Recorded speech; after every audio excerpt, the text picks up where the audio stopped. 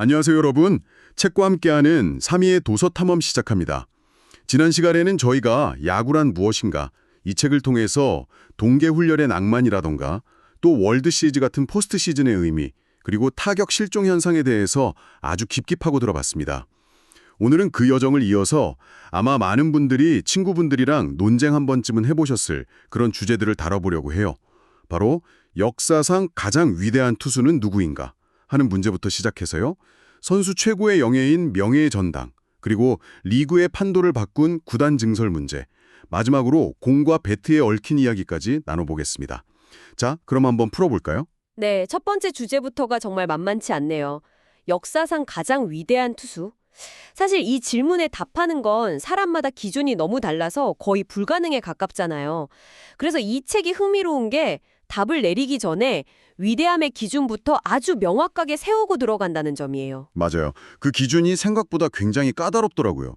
첫 번째 조건부터가 선수로서의 장수.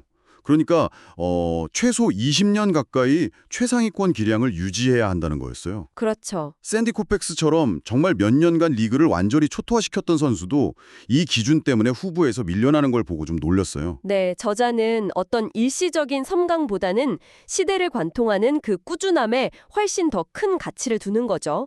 그리고 그 오랜 시간 동안 세 가지 능력을 모두 그것도 최상위 수준으로 갖춰야 한다고 말합니다. 바로 타자를 힘으로 압도하는 구위, 그리고 정교한 컨트롤, 마지막으로 위기 상황을 헤쳐나가는 투구 요령과 배짱. 이 세 가지요. 바로 그 지점에서 책이 제시하는 딜레마가 정말 흥미로웠어요. 투구 요령이나 배짱 같은 건 경험이 쌓여야 느는 건데 그때쯤 되면 필연적으로 젊었을 때 그 압도적인 구위는 잃게 되잖아요. 정확합니다. 힘과 지혜가 교차하는 그 짧은 황금길을 얼마나 길게 유지하느냐의 싸움인 거죠. 결국 이 까다로운 필터를 통과하면 후보가 정말 몇 명 안 남게 되더라고요. 네, 2차 세계대전 이후 선수 중에는 좌완 최다승 기록을 가진 워렌 스판이나 역대 최고 승률의 화이티 포드 같은 선수들이 있지만 저자는 이들이 월터 존슨이나 바펠러처럼 시대를 그냥 압도해버리는 구위를 가졌다고 보진 않아요. 비교적 현대로 넘어오면 놀란 라이언 이야기가 나오죠. 사실 가장 화려한 투수를 꼽으라면 아마 많은 분들이 라이언을 떠올릴 것 같아요. 그럼요. 기록만 봐도 5천 탈삼진, 40대에도 시속 95마일의 강속구를 던졌고 노이 트너런만 책 기준으로 6번이니까요. 그런데 저자는 컨트롤 문제를 딱 지적하면서 최고 후보에서는 제외하더라고요. 역대 최다 볼넷 기록, 이게 발목을 잡은 거죠. 네, 이 책의 관점은 가장 위대한 투수는 경기를 완벽하게 지배해야 한다는 거거든요. 볼넷을 많이 준다는 건 어떻게 보면 지배력을 스스로 잃는 행위로 보는 거죠. 그런 관점이군요. 그래서 저자는 구위, 컨트롤 배짱이 완벽하게 조화를 이룬 인물로 톰 시버와 스티브 칼튼을 더 높게 평가합니다. 스티브 칼튼의 1972년 시즌 이야기는 정말 입이 떡 벌어지더라고요.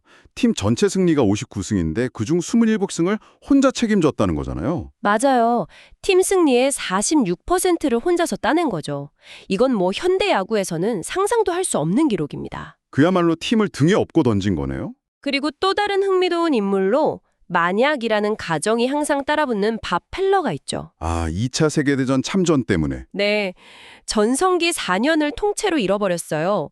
저자의 계산으로는 그 기간에 정상적으로 뛰었다면 최소 100승이랑 1000탈삼진을 더 추가했을 거라고 해요. 와, 그랬다면 정말 이 논쟁이 그냥 끝났을 수도 있겠네요. 아마 그랬을 가능성이 높죠. 자, 그럼 이 모든 후보들을 제치고 저자가 꼽은 최종 후보 2명은 누구였나요? 바로 그로버 알렉산더와 월터 존슨입니다.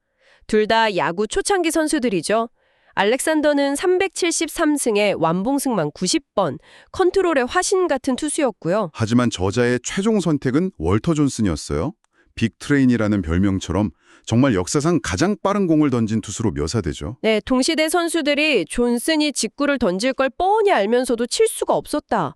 이렇게 증언할 정도였다니까요. 야, 통산 완봉승 110회는 아직도 깨지지 않는 역대 1위 기록이고 416승은 2위죠. 저자는 존슨이야말로 젊음의 구위와 베테랑의 지혜를 가장 오랜 기간, 가장 높은 수준에서 결합시킨 유일무이한 존재였다고 결론을 내립니다. 와, 그런데 여기서 끝이 아니었어요. 저자라 마지막에 던지는 번외 선수 이야기가 정말 이 논쟁의 백미였어요. 바로 베이브 루스요. 타자로 훨씬 유명한 선수인데 말이죠. 그렇죠. 모두가 홈런 왕으로만 기억하지만 루스는 타자로 전향하기 전에 보스턴 레드삭스의 에이스 좌완 투수였습니다. 23승을 거둔 시즌엔 평균 자책점 1.75로 리그 1위를 차지했고 통산 평균 자책점이 2.28밖에 안 돼요. 정말요. 만 24세까지의 성적만 놓고 보면 다른 전설들을 능가할 정도였다고요? 네. 그래서 저자는 만약 루스가 계속 투수를 했다면 어쩌면 역사상 가장 위대한 투수가 되었을 가능성이 매우 높다고 말해요. 정말 만화 같은 재능이죠. 이야, 이런 전설적인 선수들이 마지막에 향하는 곳이 바로 명예의 전당인데 이 명예의 전당 선출 방식에 대해서도 저자는 꽤나 비판적이더라고요. 네. 특히 특별위원회 제도에 대해서 파행이라는 아주 강한 표현까지 쓰면서 비판해요. 원래는 현역 기자단이 1900년 이후 선수들을 투표하고 특별위원회는 그 이전 시대 선수들을 구제하는 합리적인 방식이었거든요. 네네. 그런데 어느 순간부터 기자단 투표에서 15년 내내 떨어진 선수를 몇 명 안 되는 특별위원회가 다시 심사해서 입성시키는 제도로 변질되었다는 거죠. 저는 그 부분을 읽으면서 이런 생각도 들었어요. 수백 명의 기자단도 어떤 시대적인 편견이나 특정 선수에 대한 반감 같은 비합리적인 이유로 투표할 수도 있잖아요. 그런 오류를 바로잡기 위한 안전장치로서 위원회가 필요할 수도 있지 않을까 하고요. 아, 좋은 지적이세요. 실제로 그런 순기능을 기대하고 만든 제도일 거예요. 하지만 저자가 우려하는 건 그 반대의 경우죠. 소수의 위원들이 어떤 개인적인 친분이나 감정에 이끌려서 자격이 좀 안 되는 선수를 뽑아주면서 명예의 전당의 권위 자체를 훼손할 수 있다는 거예요. 수백 명이 15년간 내린 결정을 단 몇 명이 뒤집는 게 과연 타당하냐? 이 문제를 제기하는 거죠. 결국 투명성과 객관성의 문제군요. 그럼 보통 명예의 전당 입성을 보장하는 마법의 숫자 같은 기준들이 있잖아요. 투수 300승, 타자 500홈런 같은 거요? 네, 저자는 그 숫자들의 상징성은 인정하지만 거기에 얽매여서는 절대 안 된다고 아주 강하게 주장해요. 시대마다 경기 환경이 전부 달랐기 때문이죠. 예를 들어 한 해에 40번 이상 선발 등판하던 시대의 300승과 지금 시대의 300승은 무게가 다를 수밖에 없다는 거예요. 하긴 그렇겠네요. 그래서 단순 기록 비교를 넘어서 그 선수가 과연 한 시대를 풍미한 거물이었는가? 이 본질적인 질문을 던져야 한다고 말합니다. 한 시대를 풍미한 거물이었는가? 이 질문이 되게 중요하네요. 그리고 선수를 평가하는 기준이 시대에 따라 달라져야 하는 또 다른 이유로 저자가 구단 증설 문제를 아주 날카롭게 지적하더라고요. 네, 리그의 팀이 늘어나는 건 팬들한테는 좋은 일처럼 보이지만 저자는 이게 경기력의 질, 특히 타자들의 수준을 전반적으로 떨어뜨렸다고 분석해요. 메이저리그에 있어야 할 선수가 250명에서 300명으로 늘어나면 그만큼 하위권 선수들의 수준은 옅어질 수밖에 없다는 거죠. 아, 그렇게 선수층이 옅어지면 투수들이 굉장히 영리하게 경기를 운영할 수 있겠네요. 타선에 한두 명 있는 강타자만 걸으면 나머지는 상대하기가 훨씬 쉬워지니까요. 바로 그 점입니다. 책에서든 1927년 양키스나 1950년대 다저스 타선은 1번부터 8번까지 누구 하나 걸을 타자가 없는 살인 타선이었죠. 피할 것이 없었군요. 네, 1989년 샌프란시스코 자이언츠의 사례도 정말 좋은 예시예요. 윌 클라크와 케빈 미첼이라는 당대 최고의 타자들이 있었지만 팀 성적은 그저 그랬거든요. 네네. 그런데 마이너에서 올라온 신인 맷 윌리엄스가 5번 타순을 든든하게 받쳐주자마자 팀 전체 공격력이 폭발하면서 정상 궤도에 올랐죠. 와, 한 명의 타자가 추가됐을 뿐인데 팀 전체가 달라진 거네요. 결국 야구는 강한 선수들 사이에 밀도가 더 중요한 스포츠라는 걸 보여주는 것 같아요. 맞습니다. 그래서 저자는 구단 증설이 선수 개개인의 잠재력을 오히려 억제하는 부작용을 낳았다고 봐요. 심지어 지금 리그를 다시 16개 팀으로 줄이면 1930년대처럼 3할 타자가 질비하던 시절의 공격력을 회복할 수 있을 거라고까지 주장해요. 와, 정말 과감한 주장이네요. 그만큼 선수층의 밀도가 경기의 질에 미치는 영향이 절대적이라는 거죠. 자, 그럼 이제 마지막 주제로 넘어가 볼까요? 선수나 팀 같은 거시적인 요인 말고 경기에 직접 사용되는 도구, 특히 공에 대한 이야기도 아주 도발적이었어요. 야구행정당국이 공의 반발력을 인위적으로 조절한 적이 있는가? 이런 질문을 던지더라고요. 그리고 저자의 대답은 망설임 없이 그렇다죠. 물론 팬들이 음모론처럼 생각하는 것만큼 자주는 아니지만 역사적으로 몇몇 특정 시기에는 분명히 공이 갑자기 잘 날아가도록 바뀌었다는 정황이 보인다는 거예요. 아, 특정 시기요? 네. 1910년대 후반, 1920년대, 그리고 비교적 최근인 1977년과 1987년 같은 해에 갑자기 리그 전체 홈런 수가 폭발적으로 증가하는 현상이 나타났다는 거죠. 1987년은 저도 기억이 나요.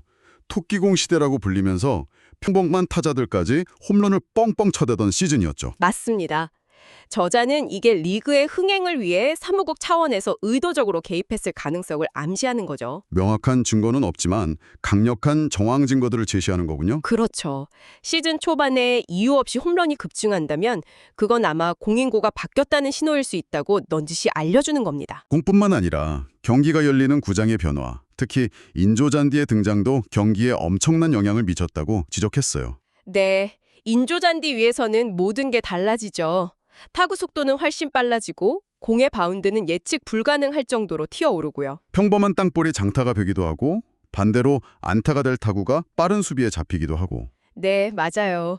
무엇보다 선수들이 몸을 날리는 허슬 플레이를 하기가 어려워졌어요. 부상 위험 때문에요. 하긴 인조잔디는 콘크리트 바닥이나 마찬가지니까요. 그렇죠. 선수들이 평생 천연잔디에서 익숙하게 쌓아온 모든 감각과 플레이 스타일을 송두리째 흔들어 놓는 아주 중요한 변수였던 셈입니다. 네, 오늘 정말 흥미로운 이야기들을 많이 나눴네요.